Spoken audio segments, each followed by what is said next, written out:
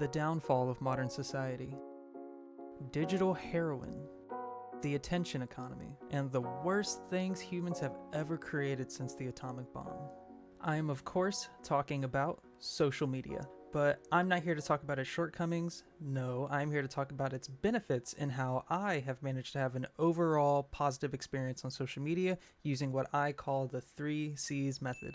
Now, I would be lying if I said I haven't had to quit social media at certain points in my life, but it's usually stemming from stuff happening in my personal life more than my digital life.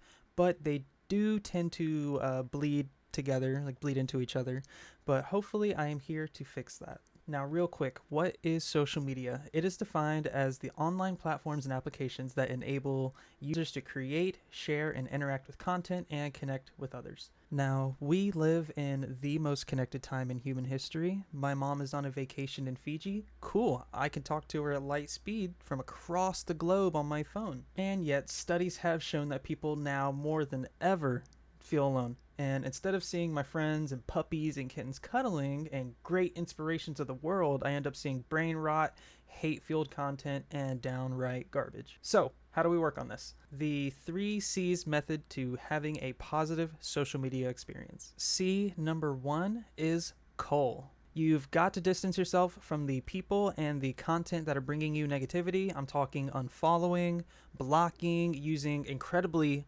underutilized features on Facebook like see less. On TikTok you have the not interested, and of course other platforms have very similar options. Now look, these algorithms that these platforms use, they have terrible feedback loops, and so sometimes you just have to tell it like, yo, get out of my face. In order for it to push the kind of content that you want. But that is not all. Sometimes you have to unfollow different accounts, you have to block accounts. I'm talking news sites, meme pages, just random pages that pop up on your feed, and sometimes even old friends. You know, I've had to remove people that I've known in my personal life just because the content that they created or that they shared just, would bring me down or just, give me a negative experience when I'm online. And so sometimes you just have to get rid of them. Blocking in extreme cases, but just unfollowing, or even, again, many platforms do have features where you can choose to just not see posts from certain users. That is always an option as well, but you have to call out these people in order to start having a positive experience. Now, I myself have been guilty of this. I'm trying to be better, but yeah, I myself have been guilty of sad posting on Instagram, Snapchat, even like years ago on Facebook.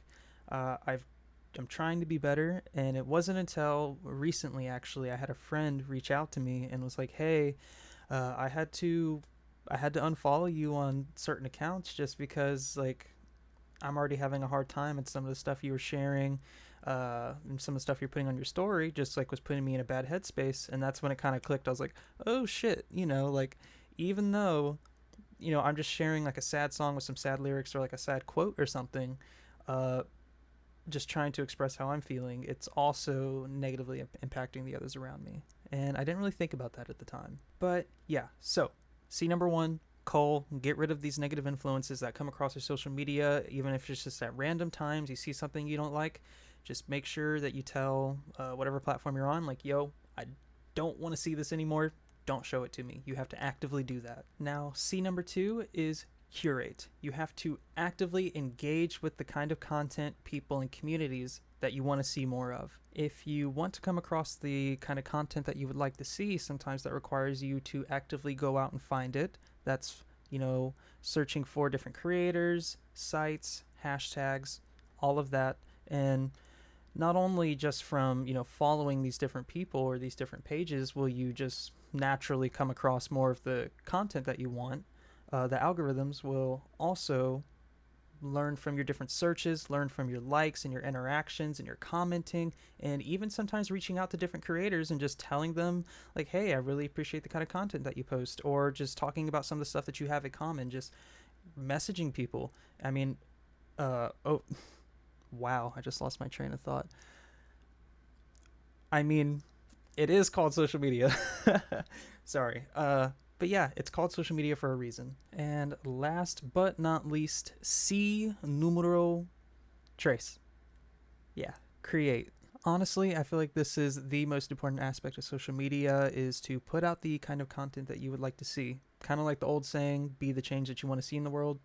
It's kind of like that. In doing so, you'll find like-minded folk and you'll build, join, and discover awesome communities, and you never know, maybe somebody will find in your content what you were looking for in others. Now, the last one, Curate, I will say is a little bit tougher than the rest, and I would like to say that there's nothing wrong with just consuming and enjoying, as long as you are actually enjoying it. And I will be the first to admit that sometimes you have to take a step away from social media. I have myself, usually lasting about 1 to 2 days, I'll deactivate my account, especially if I'm just having a lot going on in my personal life.